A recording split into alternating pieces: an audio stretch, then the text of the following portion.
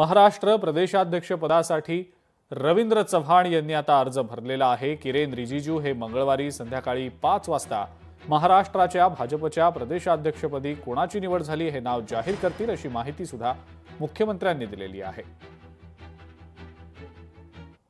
श्री रवी चव्हाण जे यापूर्वी प्रदेशाचे महामंत्री देखील राहिलेले आहेत आणि महाराष्ट्र सरकारमध्ये मंत्री देखील राहिलेले आहेत, ज्यांनी युवा मोर्चाचा कार्यकर्ता म्हणून पदाधिकारी म्हणून कामाला सुरुवात केली। नगरसेवक झाले, स्थायी समितीचे अध्यक्ष झाले, 4 वेळा आमदार झाले, राज्यमंत्री आणि मंत्री असा एक मोठा प्रवास करत यावेळी महाराष्ट्र प्रदेश भाजपचं अध्यक्ष म्हणून त्यांचं नामांकन आम्ही दाखल केलं आहे। माननीय किरणजी या संदर्भातली माहिती देतील। उद्या संध्याकाळपर्यंतचा वेळ आहे।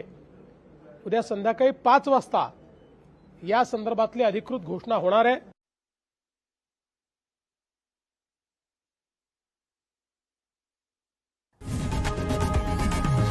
लोकशाही मराठी ऐका, पहा, जागरूक रहा।